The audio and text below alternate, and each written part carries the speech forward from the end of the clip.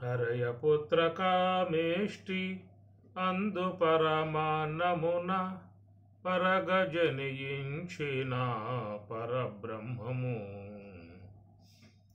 సురుల రక్షింపగా అసురుల శిక్షింపగా తిరమై ఉదయించిన దివ్య తేజము రాముడు రాఘవుడు రవికులుడితడు భూమిజకు పతి అయిన పురుష నిధానము చింతించి యోగీంద్రుల చిత్త సరోజముల సతతము నిలచిన సాకారము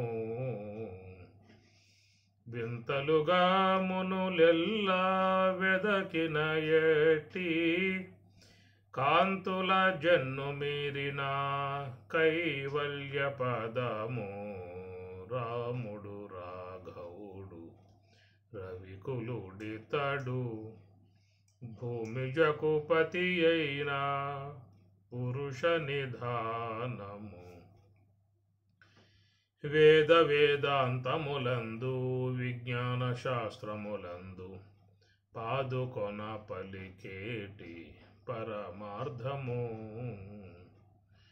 బోధితో శ్రీ వెంకటాద్రి పంచి విజయనగరాన ఆదికి అనాది అయిన అర్చావతారము ఆదికి అనాది అయిన అర్చావతారము రాముడు రాఘవుడు రవికులుడితడు భూమిజకు పతి అయిన పురుష నిధానము రాముడు రాఘవుడు రవికులుడితడు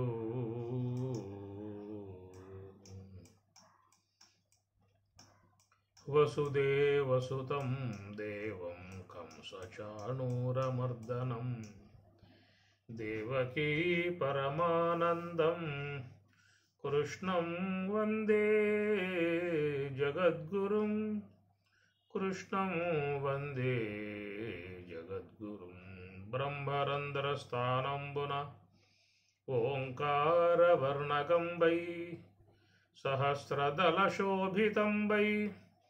కోటి సూర్యప్రకాశమానంబై ధీవిలయస్థలంబై సహస్రారచక్రంబు అలరారు అందు గురుస్వామికి సహస్రంబును శ్రీ గురుస్వామికి సహస్రంబును బ్రహ్మరంధ్రస్థానంబునా ఓంకారవర్ణకంబై ధీవిలయస్థలంబై ఓంకారవర్ణకంబై ఓమిత్యేకాక్షరం బ్రహ్మ వ్యాహరన్ మాం అనుస్మరన్ యః ప్రయాతి త్యజన్ దేహం సయాతి పరమాం గతిం ఓం ఇతి ఏకాక్షరం బ్రహ్మ ఓం అనేటువంటిది ఏకాక్షరమై ఉన్నటువంటిది బ్రహ్మ బ్రహ్మము ఓం ఇది ఏకాక్షరం బ్రహ్మ ఓం అనేది ఏకాక్షరం ఒకే అక్షరముగా ఉన్నటువంటిది బ్రహ్మ అక్షర బ్రహ్మము ఏకాక్షరం అని చెప్పి అంటూనే పక్కన వ్యాహరన్ మాం అనుస్మరన్ వ్యాహరన్ వ్యాహరన్ అని చెప్పనంటే అధిరోహించటం అనేటువంటిది ఇక్కడ కూడా మనకు మంత్రంలో కూడా బ్రహ్మరంధ్ర స్థానంబున ఓంకార వర్ణకంబై ఓంకారముతో నిండి ఉన్నటువంటిది బ్రహ్మరంధ్రము అనేదిగా చెప్పుకొస్తూ ఉన్నారు. ఇక్కడ స్వామివారు గీతలోనేమో వ్యాహరన్ మాం అనుస్మరన్ యః ప్రయాతి జయన్ యహ ఎవరు ప్రయాతి ప్రయాణం చేస్తూ ఉన్నాడో త్యజన్ దేహం సయాతి పరమాం గతిం సహా అట్టివాడు యాతి పరమాం గతిం పరమమై ఉన్నటువంటి గతిని పొందుతున్నాడు అని చెప్పనేటువంటి మాట. కాబట్టి ఈ ప్రకారముగా బ్రహ్మ పదార్థమునకు ఓంకారం అనేటువంటిది తస్యవాచక ప్రణవ అని యోగ శాస్త్రము. తస్యవాచక ప్రణవ భగవంతునికి వాచకముగా, సర్వేశ్వరునికి వాచకముగా ఉన్నటువంటిది ఓంకారముగా చెప్పేటువంటి మాట. ఈ ఓంకారాత్మికమై ఉన్నటువంటి వివరణ అంతా కూడా మనకు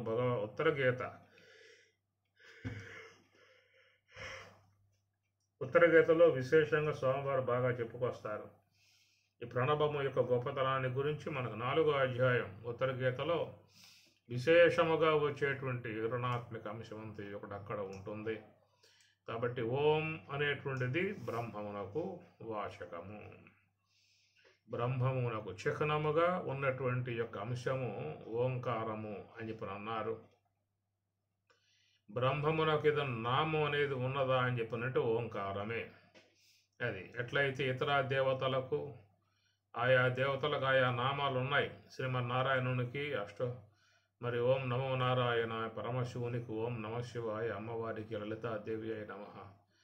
ఈ ప్రకారముగా సకల దేవతలకు నామాలు ఉన్నాయి. ఆ నామాలను అందరూ కూడా జపిస్తూ భగవద్ అనుగ్రహాన్ని పొందుతూ ఉన్నటువంటి పరిస్థితి. మరి ఈ ప్రకారంగా మరి ఓం అనేటువంటి చూసినట్లయితే సకల దేవతలకు, సమస్త మానవులకు, సమస్త విశ్వానికి మూలమై అధిష్టానమై ఉన్నటువంటి స్వరూపం. అధిష్టానం తదాకర్త కరణంచ పృథగ్విధం. సర్వాధిష్టానమై ఉన్నటువంటి బ్రహ్మము. ఆ బ్రహ్మమునకు ఏదైనా నామం ఉన్నదా అని చెప్పనంటే ఓం అనేటువంటి యొక్క నామం. కనుక చాలామంది ధ్యానములో ఓం అనేటువంటి దానిని స్మరిస్తూ ఉంటారు, దాన్ని పఠనం చేస్తూ ఉంటారు. దీర్ఘముగా కూడా చాలామంది ఓంకారాన్ని ధ్యానములో ఆ యొక్క నాదాన్ని చేస్తూ ఉంటారు, ఓంకార నాదం అని. ఆ ప్రకారంగా బాగా దీర్ఘంగా నాదం తీసి ఆ నాదాన్నే ధ్యానములో వీక్షిస్తూ ఉంటారు. ఓం అనేది బాగా ఆ యొక్క శబ్దాన్ని చేస్తారు. ఆ శబ్దాన్నే వాళ్ళు గుర్తిస్తూ ఉంటారు. ఆ తర్వాత ఆ శబ్దం ఆగిపోగానే ఉన్నటువంటి నిశ్శబ్దాన్ని కూడా అట్లాగే వీక్షిస్తూ ధ్యానములో జరుగుతూ ఉంటుంది. చాలామంది ధ్యానం చేసేటువంటి వాళ్ళు కూడా పక్కన ఓం అనేదిగా ఒక నాదం కూడా పెట్టుకుంటారు. దాన్నే వింటూ ధ్యానం చేసే విధానంగా చేస్తూ ఉంటారు. ఎందుకంటే వేరే నామాలు పెట్టినట్లయితే ఆ సందర్భంలో ఆయా నామం యొక్క సంబంధ రూపాలు మళ్ళీ మనసులో మెదిలే అవకాశాలు ఉంటాయి. అందువల్ల నామం అనేది ఏం పెట్టరు. ధ్యానం చేసుకునే వాళ్ళు మనస్సు అన్యంగా పోకుండా ఉండటానికి, వేరే ఆలోచనలు చేయకుండా ఉండటానికి ఓం ఆ యొక్క నాదాన్ని అట్లాగే సన్నగా పెడతారు, లైట్గా. ఓం అనేటువంటిది మెల్లగా వస్తూ ఉంటే ఆ ఓంకారం యొక్క నాదమునందే మనసు పెట్టి ధ్యానం చేసేటువంటిది కూడా చేసుకుంటూ ఉంటారు. ఎందుకంటే మనసు నిలకడగా ఉండదు కాబట్టి దాన్ని ఏదో రూపంగా దాని మార్గాన్ని అరికట్టాలి కనుక ఇలాంటి మార్గాలు కూడా కొంతమంది అవలంబించే విధానం ఉంటుంది. ఏదేమైనా మనస్సులో సంకల్పాలు రాకుండా, నిద్రలోకి పోకుండా దాన్ని కాపాడుకోవాల్సిన బాధ్యత ధ్యానం చేసే వాళ్ళకు ఉంటుంది. సంకల్పాల్లోకి పోకూడదు, నిద్రలోకి పోకూడదు. ఈ రెండు కూడా పోకుండా కాపాడుకోవాలంటే ప్రత్యామ్నాయ మార్గాలు చేసుకోవాల్సి ఉంటుంది. కాబట్టి మరి చాలామంది ధ్యానం చేసేటప్పుడు ఒక మెల్లగా ఓంకార నాదం వస్తూ ఉంటే దాన్నే అట్లాగా మనస్సుతో గమనిస్తూ, శ్వాసను గమనిస్తూ చేసేది కూడా చేస్తారు. కొంతమంది నోటితోనే మెల్లగా శబ్దాన్ని చేస్తూ ఓంకారాన్ని చేస్తూ ఆ నాదాన్ని వీక్షిస్తూ చేసే విధానం ఉంటుంది. ఇదన్నీ కూడా సాధనలో ఒక ప్రత్యామ్నాయ మార్గాలుగా ఉండేటువంటి విధానము. ఇక్కడ బ్రహ్మరంధ్ర స్థానంబున ఓంకార వర్ణగంబై అనేటువంటి మాటకు భగవద్గీతలో చెప్పేటువంటి ఓం ఇది ఏకాక్షరం బ్రహ్మ వ్యాహరన్. కాబట్టి బ్రహ్మమునకు ప్రత్యేకగా ఉన్నటువంటిది ఓం అనేటువంటిది. అది సాకార బ్రహ్మముగా చెప్పేటువంటి మాట ఓంకారం అన్నమాట. దీని యొక్క అంశాన్ని మన ఉత్తర గీతలో కూడా ఆత్మ మంత్రస్య హంసస్య అని చెప్పని కూడా చెప్పుకొస్తారు. ఆత్మ మంత్రస్య, ఇక్కడ ఆత్మ మంత్రం ఓంకారం అనేటువంటిది ఓం ఇది ఏకాక్షరం బ్రహ్మ అని భగవద్గీతలో చెబితే, ఉత్తర గీతలో ఆత్మ మంత్రస్య అని చెప్పారు. ఆత్మ యొక్క మంత్రం ఓంకారం అనేటువంటిది. అది మహాకారణం. ఆత్మమంత్రం అన్నప్పుడు ఆత్మమంత్రం ఓంకారమే. ఆ ఓంకారం మనలో మహాకారణం, మహాకారణ స్వరూపమే ఓంకారం. అది మూలతత్వం. అది అర్ధమాత్ర అంటారు. అర్ధమాత్ర అక్షర నిత్య స్వనిర్వాచ్య పదాత్మిక. ఆ అర్ధమాత్రగా ఉన్నటువంటి ఓంకారము అది మహాకారణం యొక్క విధానములో ఉంటుందన్నమాట.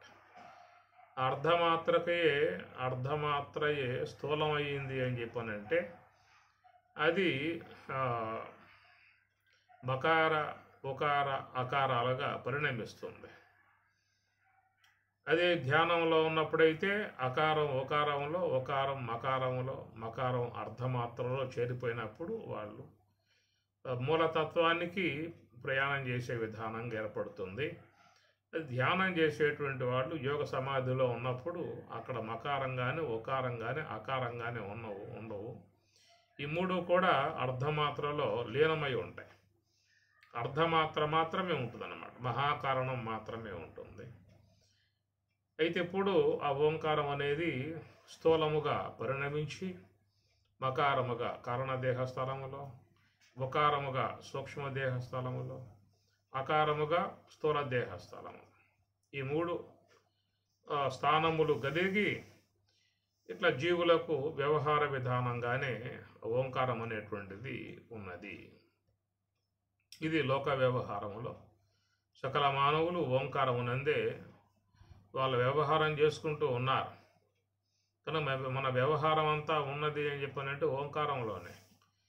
అనగా ఓములోని మకారము ఉకారము అకారము. మకారం కారణదేహము, ఉకారం సూక్ష్మదేహము, అకారం స్థూల దేహము. కాబట్టి మన వ్యవహారం ఎక్కడుందాయా అని చెప్పానంటే ఈ ఓంకారం నంది మన వ్యవహారం అంతా సాగుతూ ఉన్నది. అకారం లేకపోయిందా అంటే స్థూల దేహం పనిచేయదు, ఉకారం లేకపోతే సూక్ష్మదేహం పనిచేయదు, మకారం లేకపోతే కారణదేహం లేదు. ఈ మూడు లేకపోతే ఏముంటుంది అంటే ఓం అనగా ఓంకారం అర్ధమాత్ర అన్నమాట.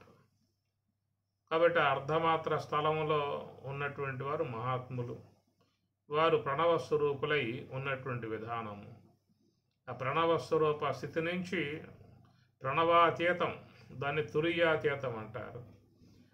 ప్రణవం అనేది అది తురీయము, ప్రణవాతీతం అనేది తురీయ అతీతం. ఈ రెండు చెప్పిన విధానమే పతంజలి మహర్షి యోగ శాస్త్రంలో సబీజ సమాధి అన్నారు, నిర్బీజ సమాధి అన్నారు. సబీజ సమాధి అని చెప్పనంటే అకారం ఉకారం మకారం మూడు లయమై అర్ధమాత్ర అనేది మాత్రమే ఉండటాన్ని సబీజ సమాధి అంటారు. నిర్బీజ సమాధి అంటే ఇక అర్ధమాత్ర కూడా పూర్తిగా లయమైపోయి ఉన్న విధానము, తురీయ అతీతము అని చెప్పని అంటారు. కనుక మహాకారణం ఉన్నటువంటి ఆ స్థితిని సబీజ సమాధి, దాన్ని తురీయము అంటారు. ఎందుకు సబీజ సమాధి అన్నారంటే అసలు వ్యవహారానికి మూల కారణమై ఉన్నటువంటిది ఈ మహాకారణం కాబట్టి దాన్ని బీజము అంటారు. ఆ బీజమే శాఖోపశాఖలుగా విస్తరించే విధానం. ఊర్ధ్వమూలం అధశాఖం అశ్వత్థం ప్రాహు అవ్యయం అని మన పురుష సూక్తంలో వచ్చే మాట. ఊర్ధ్వమూలం అధశాఖం అశ్వత్థం ప్రాహు, అశ్వత్థ వృక్షముగా పోలిశారు. ఈ శాఖలు అధశాఖం అన్నారు.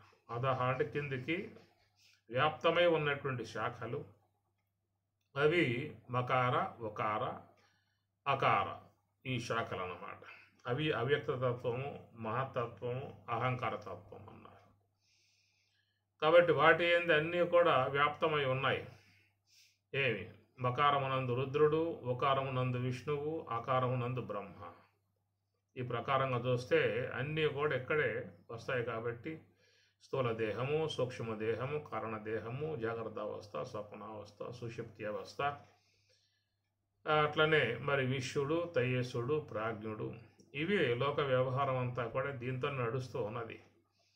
కారణదేహము, సూక్ష్మదేహము, స్థూల దేహములతోనే జాగ్రత్త, స్వప్న, సుషుప్తి, జాగ్రత్త అనుభవంలో ఉన్నటువంటి జీవుడు విశ్వడు, స్వప్నానుభవంలో ఉన్నటువంటి జీవుడు తైజస్సుడు, కారణదేహమునందుండి సుషుప్తి అనుభవాన్ని పొందేటప్పుడు వాడే ప్రాజ్ఞుడు.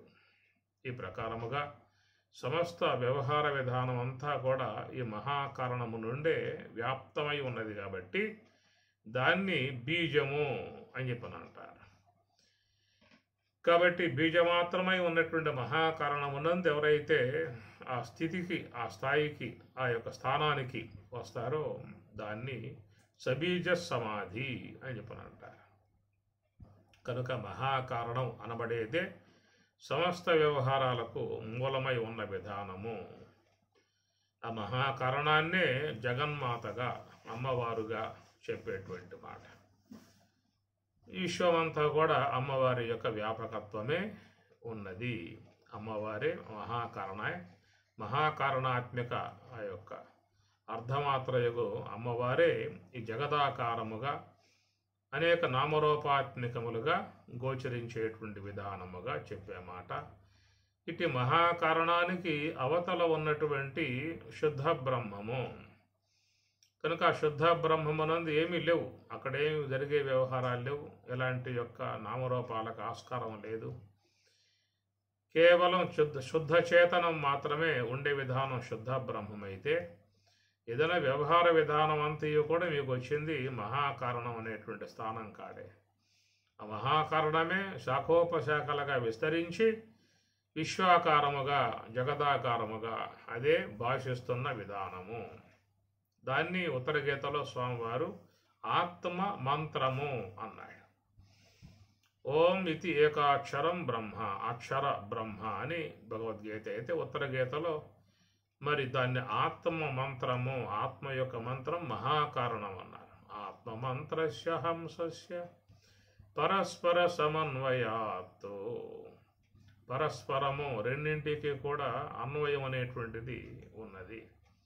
ఆత్మ మంత్రమునకు హంస మంత్రానికి చక్కటి అన్వయం ఉన్నది అన్నారు ఉత్తర గీతలో.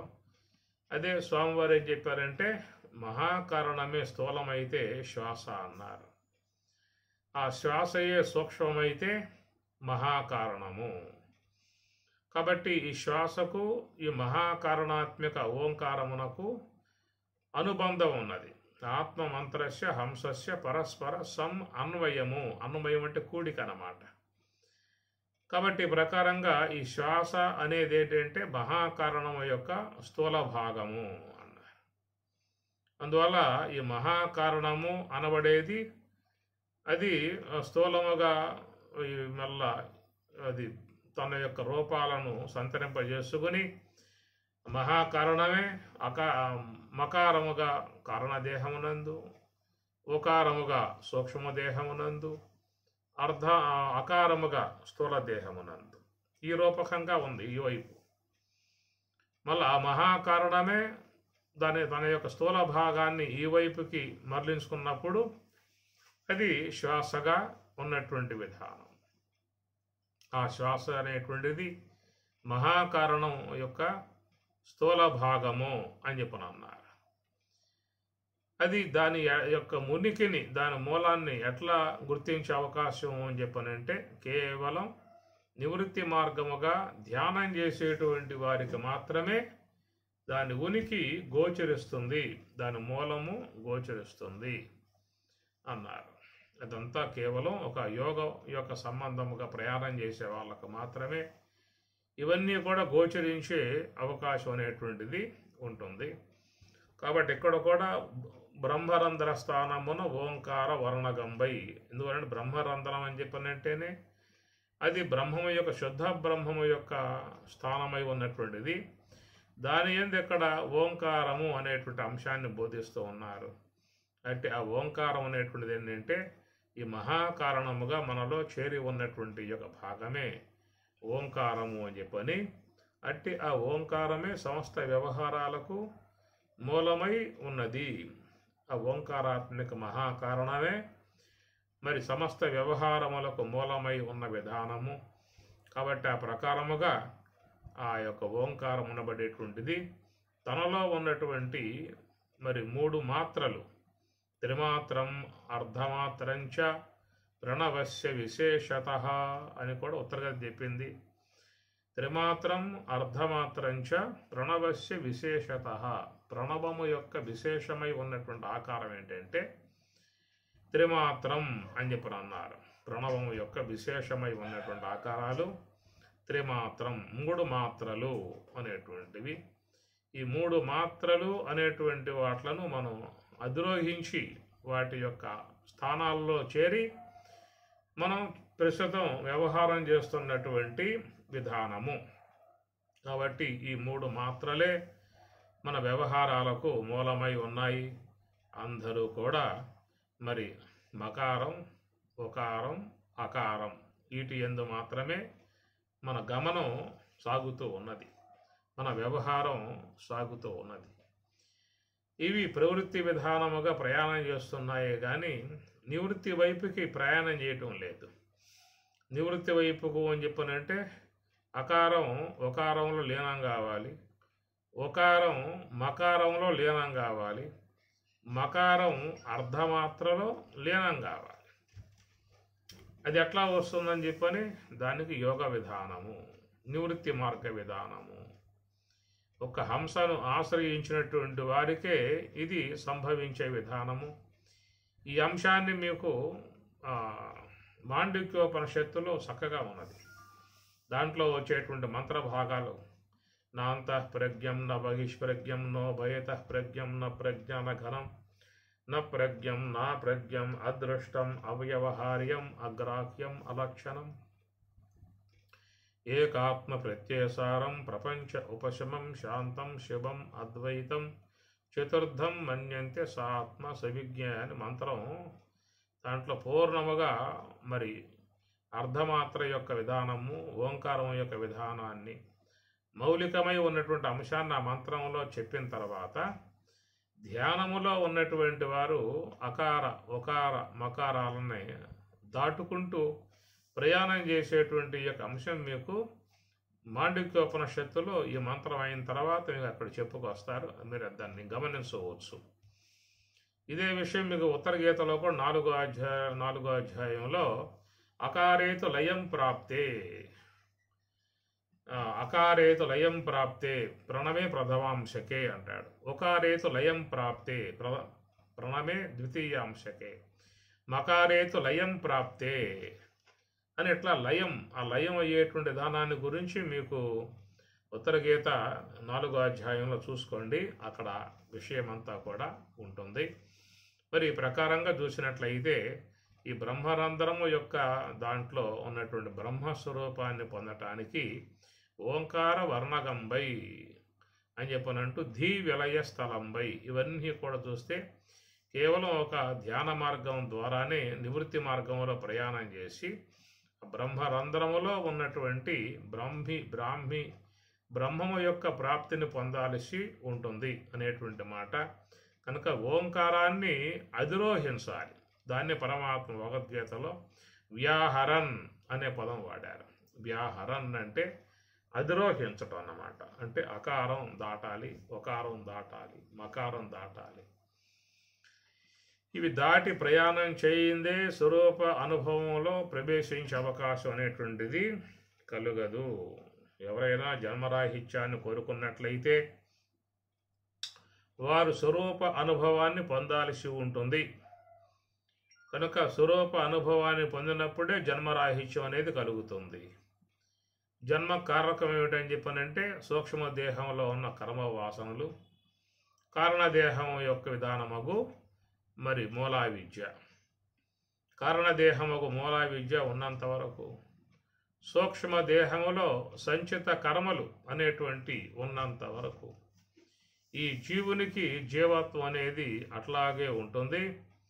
దాంతోపాటు ఆ జీవునికి అనేకమైనటువంటి యొక్క దేహాలు కూడా ప్రాప్తించే విధానం అనేటువంటిది ఉంటుంది. ఇది గమనించాల్సిన అంశము. అందువల్ల జన్మరాహిత్యాన్ని అపేక్షించినటువంటి వారు సూక్ష్మదేహములో ఉన్న కర్మవాసనలను కాల్చి వేసుకోవాల్సి ఉంటుంది. కారణదేహమై ఉన్నటువంటి అజ్ఞానాన్ని స్వరూప జ్ఞానముతో తొలగింపజేసుకోవాల్సి ఉంటుంది. ఇవి రెండు ఆ విధంగా కాగలిగితే వారికి పుట్టుకలు అనేటువంటి అంశం నుంచి దాదాపుగా బయటపడ్డటువంటి విధానమే అవుతుంది. లేకున్నట్లయితే శరీరాలు మాత్రం తప్పనిసరిగా జీవునికి రావటం అనేది జరుగుతుంది. దాని పరమాత్మ కూడా భగవద్గీతలో అపరిహార్యే అర్థే అన్నారు. అపరిహార్యే అర్థే, తప్పింప శక్యం కానటువంటి అంశము. అపరిహార్యము అంటే, పరిహార్యం అంటే తొలగింపజేసుకోవటం, అపరిహార్యము అంటే తొలగింపజేసుకోవటానికి అవకాశం లేనటువంటి విధానము. అపరిహార్యే అర్థే, పరిహారం చేసుకోవటానికి ఈలు కానటువంటి అర్థే, ఈ విషయమై నశోచితం, శోకించుటకు తగినట్టు విధానము కాదు అని చెప్పి అన్నాడు. కాబట్టి ఈ ప్రకారముగా తప్పింప శక్యం కానటువంటి విధానము. ఎందుకంటే మరి సూక్ష్మదేహంలో కర్మవాసనలు ప్రగాఢముగా చేరిపోయి ఉన్నాయి. అట్లా కారణదేహం అనేది కూడా మరి ఈ తమస్సుతో బాగా నిండిపోయి ఉన్నటువంటి పరిస్థితి. ఈ రెండు ఉన్నంత వరకు ఈ జీవుడు తన జీవత్వం అనేటువంటిది వీడలేడు. జీవత్వమే అతని యందు భాషించి ఉంటుంది.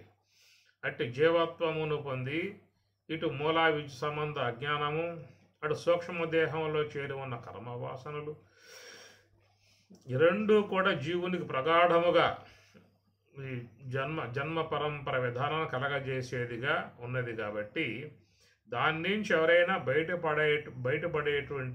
బయటపడాలనే అపేక్ష గనక ఉన్నట్లయితే వారు తప్పనిసరిగా ఈ ఓంకారమును అధిరోహించి, అనగా అకారము దాటి ఒకారము, ఒకారము దాటి మకారము, మకారము దాటి అర్ధమాత్ర వైపుకి ప్రయాణం చేయాలి.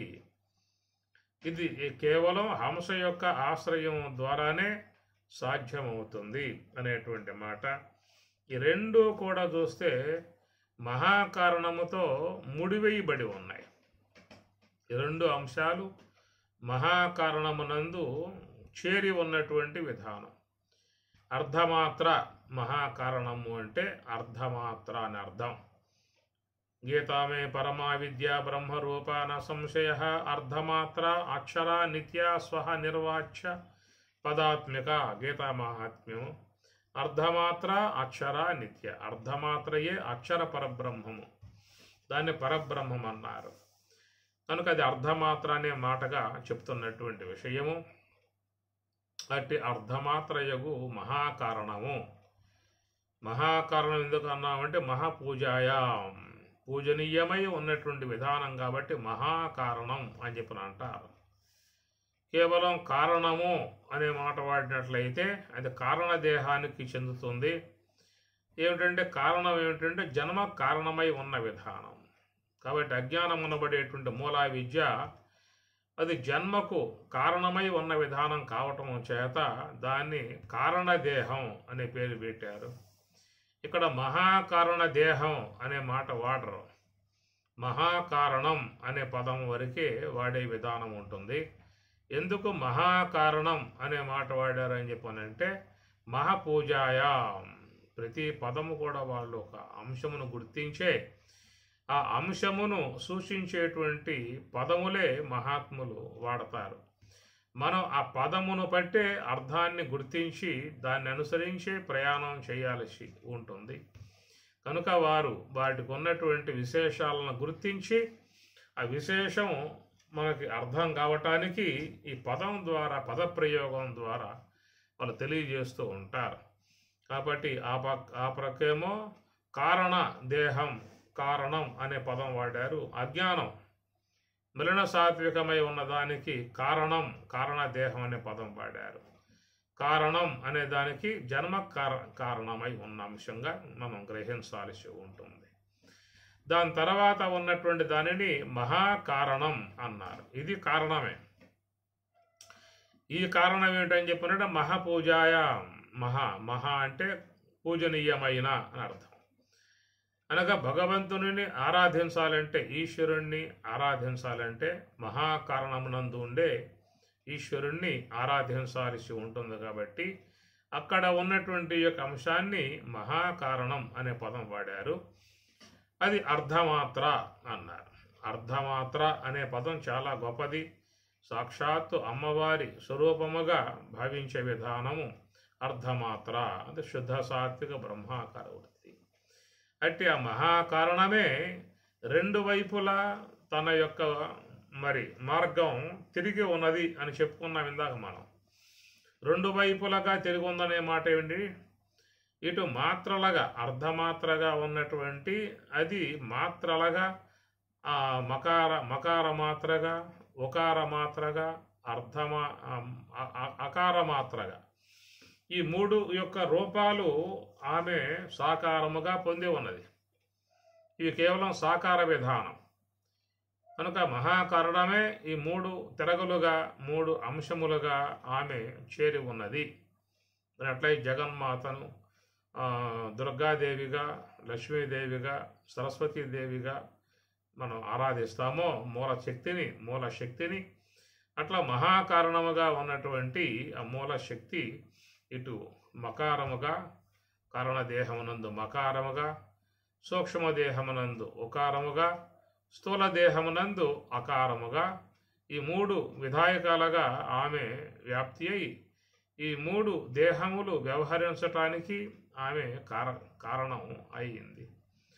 కాబట్టి ప్రవృత్తి మార్గం వైపుకు తిరిగి ఉన్నటువంటి వారు, భౌతిక ప్రయోజనాన్ని అపేక్షించేటువంటి వారు, భౌతిక సంబంధ భోగాలనే కోరుకునేటువంటి వారికి ఆమె గారు ఈ మూడు అంశములుగా అందరి యందు చేరి ఉంటుంది. ఈ లోకములో ఉన్నటువంటి ప్రతి ప్రాణులు అన్నీ కూడా ఈ మూడు అంశముల్లోనే చేరి ఉన్నాయి. ఏమి? మకారముగా కారణదేహము, ఉకారముగా సూక్ష్మదేహము, అకారముగా స్థూలదేహం. ఈ మూడు తప్ప ఇంకేం లేదు వ్యవహారం అనేటువంటిది. ఏ దేశానికి పోయినా, ఏ జీవైనా, ఏ ప్రాణైనా అన్నీ కూడా ఈ మూడు అంశములుగానే సమస్త జీవులు, మానవులు అందరూ కూడా వ్యవహారం చేసుకుంటున్నటువంటి విధానము. కనుక ఈ మహాకారణము అనబడేటువంటి ఆమె యొక్క భౌతిక ఆకారములుగా, భౌతిక అంశములుగా, భౌతికముగా ప్రవహించినటువంటి విధానముగా ఉన్నాయి. కాబట్టి ఆ మూడింటి అంశములలో చేరే సకల జీవులు తమ వ్యవహారాలని చేసుకుంటూ ఉన్నారు. అయితే ఇక్కడ బ్రహ్మరంధ్ర స్థానమున ఓంకార వర్ణగంబై వ్యాహరన్ మాం అనుస్మరన్, వ్యాహరన్ అధిరోహించటము, ఇవన్నీ ఏమిటంటే నివృత్తి, బ్రహ్మరంధ్రములో ఉన్నటువంటి బ్రహ్మస్వరూప అనుభవం పొందాలన్నటువంటి అపేక్ష ఉన్నటువంటి వారికి విషయంలో చెప్పే మాట పరమాత్మ భగవద్గీతలో ఓం ఇతి ఏకాక్షరం బ్రహ్మ వ్యాహరన్ మాం అనుస్మరన్ యః ప్రయాతి అని చెప్పని అన్నాడు, పరమాం గతిం. కనుక ఈ ప్రకారంగా నివృత్తి మార్గం వైపుగా అకారమును ఉకారమునందు, ఉకారమును మకారమునందు, మకారమును అర్ధమాత్రయందు లయం చేయగలిగితే వాళ్ళు మహాకారణ స్వరూపులై వారు బ్రహ్మరంధ్రములో ప్రవేశించే అవకాశం అనేటువంటిది ఏర్పడుతుంది. ఈ బ్రహ్మరంధ్రం అనే అంశం మనం చాలా రోజులుగా సాగుతూ ఉన్నటువంటి విధానమే. ఎందుకంటే మన గమనములు అన్నీ కూడా ఈ నాడీ మండలాలకు ఉండగానే మన ప్రయాణాలు సాగుతూ ఉన్నాయి. ఒక రకంగా చెప్పాల్సి వస్తే ఇక బ్రహ్మరంధ్రం అనేటువంటిదే కాదు, మన గమనములన్నీ కూడా సాగేటువంటివి వీటి ద్వారానే వస్తున్నటువంటి విధానం.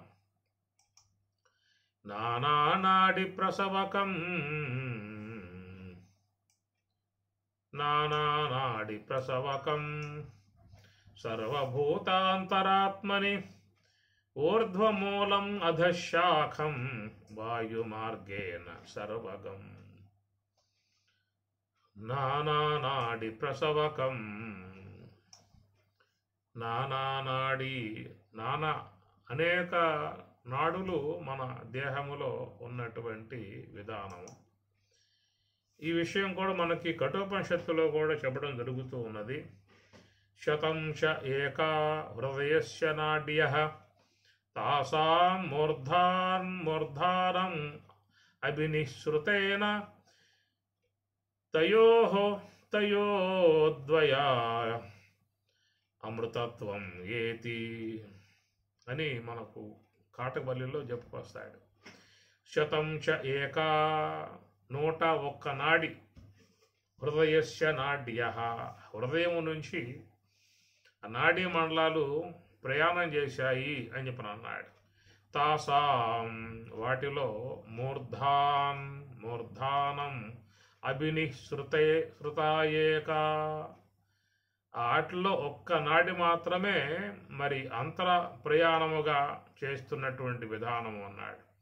తయోహో ద్వయా అన్నం అమృతత్వం ఏతి వాటిల్లో ఒక్కటి మాత్రమే అమృతత్వం ఏతి అమృత ప్రాప్తిని పొందుతున్నటువంటి విధానముగా కఠోపనిషత్తులో చెప్పేటువంటి విధానము. దాదాపుగా సకల జీవుల యొక్క ప్రయాణమంతా కూడా ఈ నాడులలోనే ప్రయాణం చేస్తున్నటువంటి విధానం. ఇది ఉత్తర గీతలో కూడా చాలా అంశాలు మనకు దాంట్లో ఈ నాడీ మండలాల గురించి చెప్పుకొచ్చేటువంటివి చాలా ఉన్నాయి. అమరావతీంద్రలోకః స్మిన్నాసాగ్రే పర్వతః దిశి అగ్నిలోకః హృది జ్ఞేయః చక్షుః తేజోవతి పురి. అనేక లోకాలు ఈ నాడీ మార్గాల ద్వారానే ప్రయాణం చేసేటువంటి విధానముగా చెప్పుకొస్తూ ఉన్నారు. దాదాపుగా మన ప్రయాణాలన్నీ కూడా ఈ నాడీ మండలాలకు ప్రయాణం చేస్తూ ఉన్నాం. మన కూడా చెప్పే విషయం, మనకి నేత్రం ద్వారా రావాలంటే దర్శించాలంటే అది ఒక నాడీ మండలం, శబ్దాన్ని వినాలంటే అది ఒక నాడీ మండలం, గంధాన్ని గ్రహించాలంటే అది ఒక నాడీ మండలం, ఋషులు గ్రహించాలంటే అది ఒక నాడీ మండలం. లోన ఉన్నటువంటి జీవుడు ఒక్కొక్క నాడీ మండలం ఉండగా ప్రయాణం చేసి వాడు బయటకు వస్తూ ఉన్నాడు. నేత్రం ద్వారా బయటకు వచ్చి బయట ఉన్న దృశ్యాలు చూస్తూ ఉన్నాడు. శ్రోత్రం ద్వారా నాడీ మండలం ద్వారా బయటకు వచ్చి బయట ఉన్న శబ్దాలు వింటూ ఉన్నాడు. అట్లనే జిహ్వ యొక్క నాడీ మండలం ద్వారా బయటకు వచ్చి బయట ఉన్న రసాలని ఆస్వాదిస్తూ ఉన్నాడు. గ్రాణం యొక్క నాడీ మండలం ద్వారా బయటకు వచ్చి గంధాలని ఆగ్రానిస్తూ ఉన్నాడు. ఇట్లా పగలంతా కూడా ఈ నాడీ మండలాల కొండగా వచ్చి ఆయా విషయాలు, శబ్ద, స్పర్శ, రూప, రస, గంధాది విషయాలను ఆస్వాదించేటువంటి వాడై ఇసుగు చెంది మళ్ళా వాడు లోనకి వెళ్ళిపోయి లోన కూర్చుంటూ ఉన్నాడు. ఎప్పుడైతే ఆ లోన పోయి కూర్చున్నాడో ఇక వానికి ఏ యొక్క మండల ప్రయాణం ఉండదు. ఈ లోకంలో ఉన్న శబ్ద, స్పర్శ విషయాలు వాటిని గోచరించే విధానం ఉండదు. కనుక దాదాపుగా అందరూ కూడా ఏవైనా గ్రహించుకోవాలని చెప్పన్నట్లయితే ఆయా నాడీ మండలాలకు ఉండగానే ప్రయాణం చేసేటువంటి విధానం ఉన్నది. వాస్తవికంగా చూసినట్లయితే అందరికీ అవగాహనలో ఉన్నటువంటి యొక్క విషయము, మరి మన యొక్క జన్మ విధానము కూడా ఆయా నాడీ మండలాలకు ఉండగా ప్రయాణం చేసే స్త్రీ గర్భం అండాశయములో ప్రవేశించి అక్కడ తన యొక్క దేహాన్ని పూర్తిగా సంతరింపజేసుకొని మరొక నాడీ మండలం ఉండగా వాడు వచ్చి బయటపడ్డాడు, భూమి మీదకి వచ్చి పడ్డాడు. ఈ యొక్క భూమి మీద వ్యవహారం చేస్తున్నాడు అని చెప్పనంటే ఈ భూమి మీదకు రావటానికి ముందు వాడు పురుష గర్భము నుండి నాడీ మండలాలకు ఉండగా స్త్రీ గర్భములో యొక్క నాడీ మండలంలో ప్రవేశించి అక్కడ దేహం సంతరించుకొని మరొక నాడీ మండలం ఉండగా బయటపడి ఇక్కడ వ్యవహరిస్తున్నటువంటి విధానం. ఒకవేళ దేహం బయటపడ్డా కానీ లోన ఉన్నటువంటి జీవుడు మాత్రం లోనే ఉన్నాడు. వాడు దేహం బయటపడిందే కానీ జీవుడు మాత్రం బయటపడలా. వాడు బయటపడ్డాడంటే దేహం జీవించుండే అవకాశాలు లేవు. కనుక ఈ దేహం లోపలే వాడు ఉండాలి. అనగా ఎంతవరకు ఉండాలయ్యా అని చెప్పనంటే ప్రారబ్ధం భోగతో నశ్యేత్. ప్రారబ్ధం ఉన్నంత వరకు వాడు లోపలే ఉండాలి. ఆ లోన ఉన్నటువంటి వాడై తనకు కావలసినటువంటి యొక్క సమాచారాన్ని, విషయాలని ఆయా నాడీ ద్వారము గుండగా బయటకు వచ్చి బయట ఉన్నటువంటి శబ్దములు కానీ, స్పర్శలు కానీ, రసాలు కానీ, గంధాలు కానీ గ్రహించుకునే విధానాలుగా వాడు చేస్తూ ఉన్నాడు. అదే నిద్ర అనేటువంటిది హితానాడి కొండగా ప్రయాణం చేసినట్లయితే అక్కడ స్వప్నం యొక్క సంబంధమైన లోకాలనే దర్శించుకుంటాడు. మరొక నాడీ మండలం గుండగా ప్రయాణం చేసినప్పుడు వాడు సుషుప్తి యొక్క ఆనందాన్ని పొంది అక్కడ పరవశిస్తూ ఉన్నాడు. ఈ ప్రకారంగా చూస్తే అందరికీ కూడా ప్రకారంగా ఆయా నాడులలో పరిమిత విధానాలుగా ఒక భగవద్ ఆజ్ఞగా ఏర్పడి ఉన్నటువంటి విధానాలు ఇంకెన్నో ఉన్నాయి. నానా నాడి ప్రసవకం అనేటువంటి మాట ఉత్తరగతి దిగుతూ ఉన్నది. శతంచ ఏక 101 నాడీ మండలాలుగా కటువంశ చెబుతూ ఉన్నది. అయితే వాటిల్లోకి పోయేటువంటి విధానాలు మాత్రం అనుమతులు ఇవ్వలేదు. మనం గతంలో చెప్పుకున్నాం. కొద్దిమంది మహాత్ములు మాత్రమే వారి ధ్యాన విధానంగా కొన్నింటిని వాళ్ళు విశేషంగా దర్శించి ఉంటారు. కాబట్టి వారు ప్రయాణాలు చేసి ఆయా లోకాలకి ప్రయాణమైపోయేటువంటి విధానం. అమరావతీంద్రలోక అస్మిన్ నాసాగ్రే పర్వత దిశి అగ్నిలోక హృదిజ్ఞేయ చక్షు తేజోవతి పురి. ఇక్కడ ఉత్తర గీతలో మీరు చూసుకోండి, 2వ అధ్యాయంలో చక్షు తేజోవతి పురి, ఆ చక్షువు యొక్క ద్వారము కొండగా పోతే అట ఆ తేజోవతి పురి చేరతారట. అగ్నిలోక హృదిజ్ఞేయ, అగ్నిలోకంలో పోతారట హృదిజ్ఞేయ, హృదయం యొక్క నాడి కొండగా పోయేవాళ్ళు అగ్నిలోకాలుగా పోయేసని చెప్పిన అన్నాడు. అమరావతీంద్రలోక, అమరావతి దేవేంద్ర లోకానికి పోయేటువంటి వారు అస్మిన్ నాసాగ్రే పూర్వత దిశి, నాసాగ్ర భాగము నుంచి ప్రయాణం చేసేటువంటి వారు అమరావతీంద్రలోక, అమరావతి అనగా ఇంద్రలోకానికి కూడా పోయే విధానం ఏర్పడుతుంది. దాదాపుగా ఇలాంటివన్నీ ఉండటం కారణంగానే పూర్వం మహాత్ములు ఆయా లోకాలుగా పోయొచ్చినట్లుగా మనం చూసేటువంటి విధానములు. కనుక లోన ఉన్నటువంటి జీవుడికి ఆయా ద్వారాలు నాడీ మండలాలను ఏర్పాటు చేసి ఉన్నటువంటి విధానము. ఆ విధంగా ఆయా గమనములు ఇప్పటి మనం చేస్తూనే ఉన్నాం. నేత్ర నాడీ కొండగా వస్తేనే దృశ్యం చూసేది, స్తోత్ర నాడీ మండలం గుండా వస్తేనే నీకు శబ్దం వినబడేది, అటనే జిహ్వ నాడీ మండలం గుండా బయటకు వస్తే నీకు రసం తెలియబడేది, అటనే ఘ్రాణం యొక్క నాడీ మండలం గుండగా బయటకు వస్తేనే నీకు గంధం గోచరించే విధానం ఉంటుంది. ఆ లోపల వాడు లోపలే ఉన్నాడు అని చెప్పనంటే ఈ నాడీ మండలాలు మొత్తం మూసుకుపోయాయని చెప్పనంటే ఇంద్రియాలు పనిచేయటం మానుకున్నట్లయితే వాడు లోపల ఉన్నటువంటి వాడు లోపల హితానాడిలో అక్కడ స్వప్న లోకాలను వీక్షించే విధానంగా ఉంటాడు. ఈ ప్రకారంగా వీటికి మార్గాలన్నిటినీ కూడా లోపల సుషుమ్న నుంచి ఏర్పడ్డటువంటి యొక్క నాడులు అని చెప్పని అన్నారు. ఇడాపింగళమ యొక్క వాటిని అనుసరించి శతనాడులు ఉన్నటువంటి విధానముగా చెప్పేటువంటిది. సరే, ఇవన్నీ కూడా జీవుడు ఆయా కాలాలలో ప్రయాణం చేస్తూ ఉన్నాడు, ఆయా మార్గాలను ప్రయాణం చేస్తూ ఉన్నాడు, ఆయా లోకాలుగా పోతూ ఉన్నాడు, వస్తూ ఉన్నాడు. ఇక్కడ ప్రస్తుతం చెప్పేది ఏంటంటే ఊర్ధ్వ నాడిగా ఉన్నటువంటి ఆ బ్రహ్మరంధ్రం యొక్క నాడి గురించి ఇక్కడ ప్రస్తావన చేస్తూ ఈ నాడీ ద్వారము గుండగా పోగలిగితేనే నీవు బ్రహ్మము యొక్క స్వరూప అనుభవాన్ని పొందే అవకాశం అనేటువంటిది ఏర్పడుతుంది. తత్వజ్ఞులై ఉన్నటువంటి ఋషులందరూ కూడా ఈ మార్గాన్ని అవలంబించే వారు మరి బ్రహ్మము యొక్క స్వరూప అనుభవాన్ని పొందటం జరిగింది.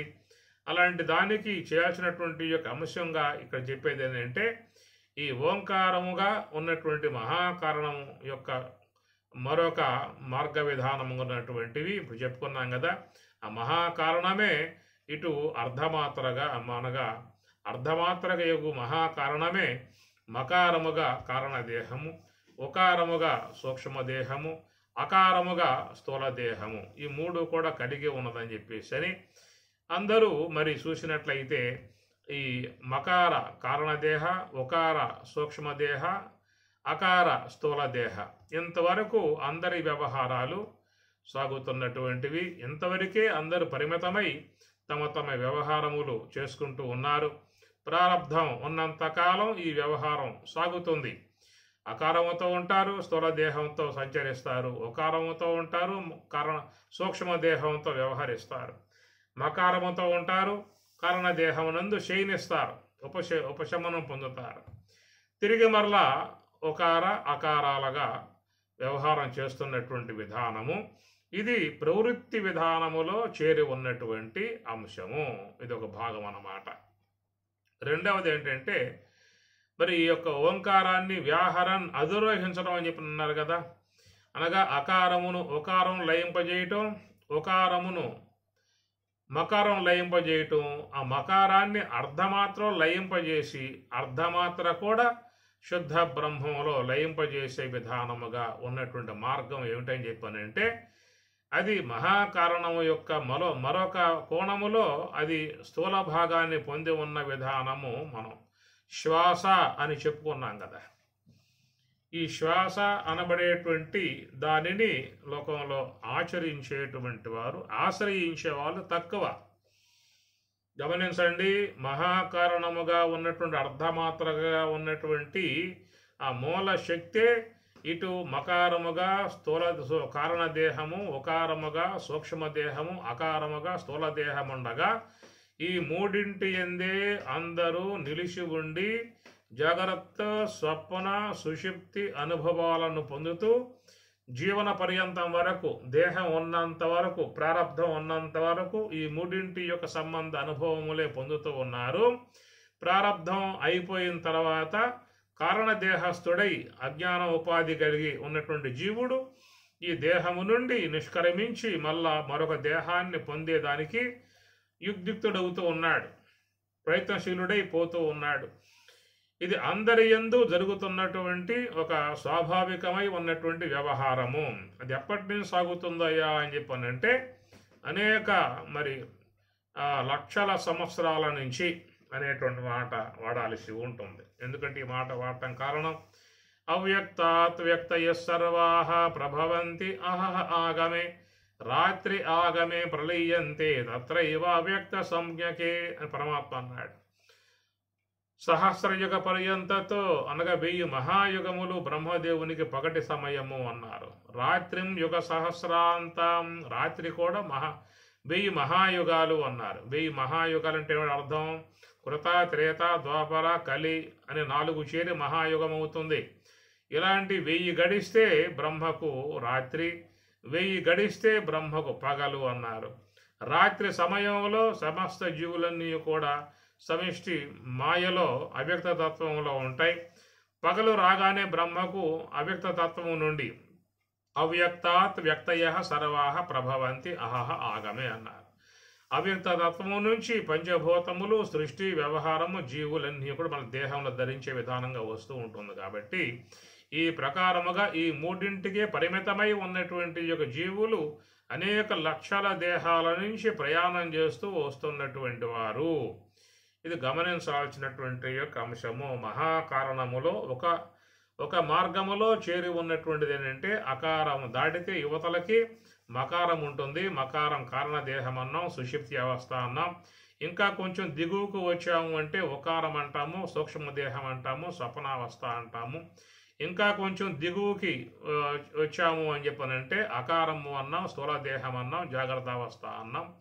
కాబట్టి మన గమనము ఈ మూడింటి వరకే సాగుతూ ఉన్నది. ఆయుకాలం పర్యంతం, ఆయు ఉన్నంత వరకు అందరూ కూడా ఈ మూడింటి యందే తమ గమనాలని కొనసాగించుకుంటూ ఉన్నారు. తర్వాత ప్రారబ్ధం అయిపోగానే ఈ జీవుడు అజ్ఞాన సంబంధుడై మళ్ళా మరొక దేహాన్ని పొందటానికి సూక్ష్మదేహములో చేరి ఉన్న సంచిత కర్మను ఊతగా తీసుకుని మరొక దేహాన్ని పొందటానికి పోతూ ఉన్నాడు. జాతస్య హి ధ్రువో మృత్యు ధ్రువం జన్మ మృతస్య చ తస్మాత్ అపరిహార్యే అర్థేన త్వం శోచితం. పరమాత్మ అన్నమాట. జాతస్య పుట్టినవాడికి ధ్రువం నిశ్చయం మరణం, మృతస్య చనిపోయిన వానికి ధ్రువం నిశ్చయం జన్మ.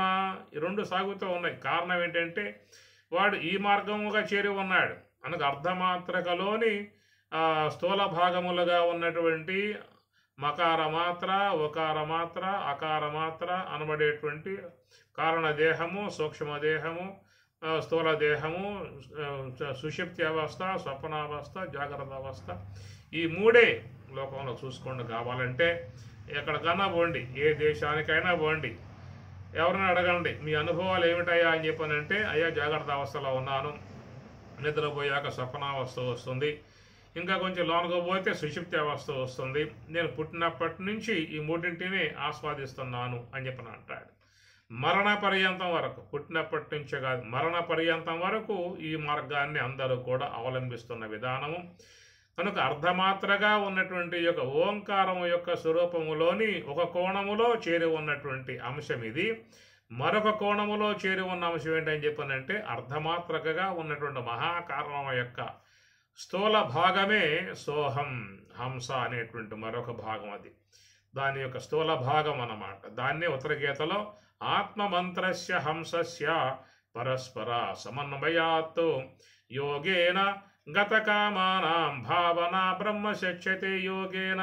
యోగి యొక్క గత కామానాం మనస్సులో ఉన్నట్టు సమస్త సంకల్పాలు గనక గత పోగలిగితే భావన బ్రహ్మ శక్ష్యతే. వారి యొక్క భావం ఏమిటి అంటే బ్రహ్మ, బ్రాహ్మీ భావన అని ఉత్తరగీత బోధిస్తూ ఉన్నది.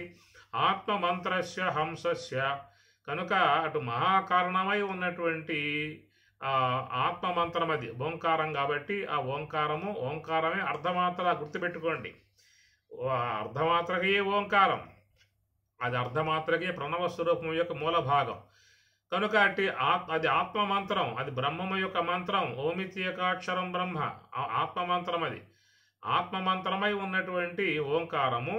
ఆ ఓంకారము యొక్క స్థూలాంశమే శ్వాస అన్నమాట, ఊపిరి. కాబట్టి ఊపిరి ఈ శ్వాసకు, మహాకారణానికి, ఓంకార అర్ధమాత్రకు పరస్పర అన్వయము అన్నారు. రెండింటికి కూడా కూడిక ఏర్పడి ఉందన్నమాట. కాబట్టి మహాకారణం యొక్క విధానమే హంస. హంస మహాకారణం సూక్ష్మమన్నారు, దాని యొక్క స్థూల భాగమే శ్వాస అన్నారు. కాబట్టి ఈ ప్రకారంగా మరి లోకంలో ఉన్నటువంటి జిజ్ఞాసువులుగా ఉన్నటువంటి, ముముక్షువులుగా ఉన్నటువంటి, తాత్వికులై ఉన్నటువంటి, యోగులై ఉన్నటువంటి మహాత్ములు వాళ్ళు ఏం చేశారని చెప్పానంటే ఈ శ్వాసను ఆశ్రయించారు. కాబట్టి శ్వాస యొక్క గమనం గుర్తిస్తూ దాని వెంబటే ప్రయాణం చేయటం కారణముగా ఆ శ్వాస యొక్క విధానముగా ప్రయాణం చేసినటువంటి వారు తురియ యోగ సమాధిని పొందే అవకాశం ఏర్పడుతుంది.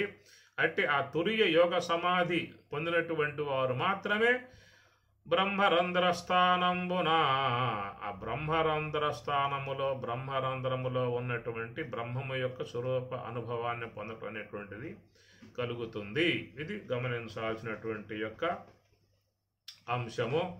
కాబట్టి ఇక్కడ బ్రహ్మరంధ్ర స్థానంబున ఓంకార వర్ణగంబై సహస్రదల శోభితంబై ధీ విలయస్థలంబై అన్నారు. కాబట్టి ఈ బ్రహ్మరంధ్ర స్థానంబున ఓంకార వర్ణగంబై, కాబట్టి ఓంకార వర్ణగం అని చెప్పన్నప్పుడు ఇందా చెప్పుకున్నాం కదా, ఆ మహాకారణము యొక్క అర్ధమాత్రక యొక్క దాని యొక్క సాకార ఆకారముగా, మకారముగా, ఉకారముగా, అకారముగా ఈ వైపుకి ప్రయాణం చేయగా అట్టి ఆ మహాకారణమే ఈ జ్ఞానమునందు హంసగా స్థూలముగా ప్రయాణం చేస్తున్న అంశం ఇది. కనుక దీన్ని ఆశ్రయించిన వారేమో బ్రహ్మరంధ్రంలో ప్రవేశించి బ్రహ్మమును పొందుతున్నారు. అటు అర్ధమాత్రక యొక్క మకార, ఉకార, అకార వాటిని ఉన్నటువంటి వాళ్ళేమో కేవలం త్రివిధావస్థల వరకే పరిమితమై ఈ జీవనమును కొనసాగించుకుంటూ ఉన్నారు. ఈ మూడింటి వరకే మాత్రం పరిమితముగా పెట్టుకున్నటువంటి వారు మళ్ళా ఈ లోకంలోకి వచ్చి దేహములు పొందేవాళ్ళుగా ఉన్నారు. ఎందుకని చెప్పనంటే అజ్ఞానాశ్రయంలో ఉన్నారు, కర్మవాసనలతో చేరి ఉన్నారు. సూక్ష్మదేహంలో ఉన్న కర్మవాసనలతో చేరి ఉన్నారు, కారణదేహమై ఉన్నటువంటి అజ్ఞానముతో చేరి ఉన్నారు. కాబట్టి ఈ రెండింటి యొక్క సంబంధం ఉన్నంత వరకు వాళ్ళకి మరి అకార మాత్ర యొక్క స్థానమగు స్థూల దేహాలు మళ్ళా కొత్త కొత్తవి వాళ్ళకి వస్తూనే ఉంటాయి. వాసాంసి జీర్ణాని యథా విహాయ నవాని గృహ్ణాతి నరోపరాని తథా శరీరాణి విహాయ జీర్ణాని అన్యాని సంయాతి నవాని దేహి. వాసాంసి జీర్ణాని, పాత వస్త్రములు చిరిగిపోగా జర్జితమై ఉండగా బాగా శిథిలమైపోయినటువంటి యొక్క వస్త్రములను ఎట్లయితే పురుషుడు విడిచిపెట్టి నూతన వస్త్రం ధరిస్తూ ఉన్నాడో ఆ ప్రకారంగా ఈ జీవుడు కూడా మరి ఈ యొక్క దేహం జీర్ణమై ఉన్నటువంటి యొక్క దేహాన్ని వృద్ధాప్యముల చేత శుష్కింపబడ్డటువంటి యొక్క ఈ దేహాన్ని వదిలి తిరిగి మరల కొత్త దేహాలను పొందే విధానముగా ఉన్నాడు. కారణం ఏంటంటే ఆ యొక్క అర్ధమాత్రక యొక్క స్థూల భాగములుగా ఉన్నటువంటి మకారమునందు కారణదేహముతో మిళితమై ఉన్నాడు. ఉకారము సూక్ష్మదేహం ఇంద్రియాత్మికమై ఉన్న 19 ముఖాలు గల ఇంద్రియ సూక్ష్మదేహంతో చేరి ఉన్నటువంటి ఈ రెండింటితో ఉన్నంత వరకు వాళ్ళకి అకారమగు స్థూల దేహాలు ఈ ప్రకారంగా కొత్తవిగా వస్తూ ఉంటాయి, పాతగానే పోతూ ఉంటాయి, కొత్తవి వస్తూ ఉంటాయి, పాత అయిపోతూ ఉంటాయి, కొత్తవి వస్తూ ఉంటాయి, పాత అయిపోతూ ఉంటాయి. కనుక మకారం యొక్క సంబంధమై ఉన్న స్థూల దేహాలు మాత్రమే మారతాయి తప్ప మీకు ఉకార సంబంధమై ఉన్నటువంటి సూక్ష్మదేహం మారదు, మకార సంబంధమై ఉన్నటువంటి కారణదేహం మారదు. ఈ రెండు కూడా అట్లాగే ఉంటాయి. ఇవన్నీ పాతయే, రెండింటిలో ఎలాంటి మార్పు వచ్చే అవకాశం లేదు.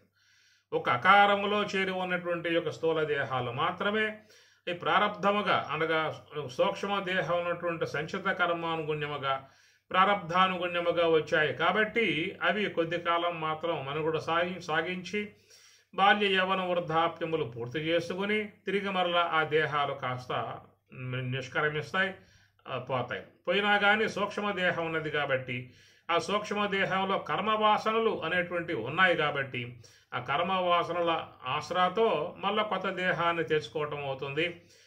దాంతో కొద్ది కాలం పాటు కాలం గడిపే విధానంగా చేసుకోవటం అవుతుంది.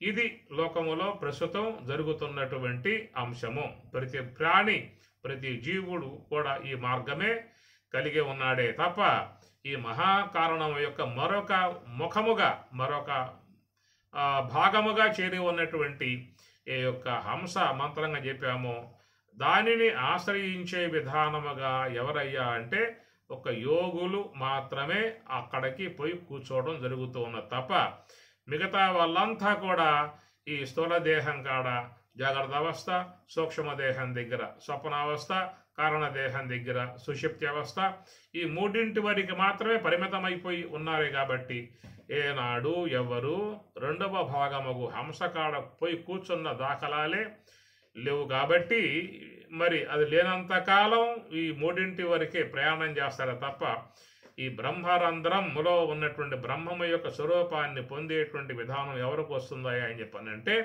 ఓంకార వర్ణగంబై, ఆ ఓంకారం యొక్క సంబంధమై ఉన్న ఆ అర్ధమాత్రిక యొక్క హంస యొక్క స్వరూపతత్వాన్ని అవలంబించి ఉన్నటువంటి వారికి మాత్రమే సుషుమ్న ద్వార ప్రవేశం కలుగుతుంది. వారు బ్రహ్మరంధ్రమునందు ఆ బ్రహ్మము యొక్క స్వరూప అనుభవాన్ని పొందటం అనేటువంటిది ఏర్పడుతుంది. ఓం సహనా భవతు సహనౌ భునక్తు సహ వీర్యం కరవావహై తేజస్వినావధీతమస్తు మా విద్విషావహై. ఓం శాంతి శాంతి శాంతి.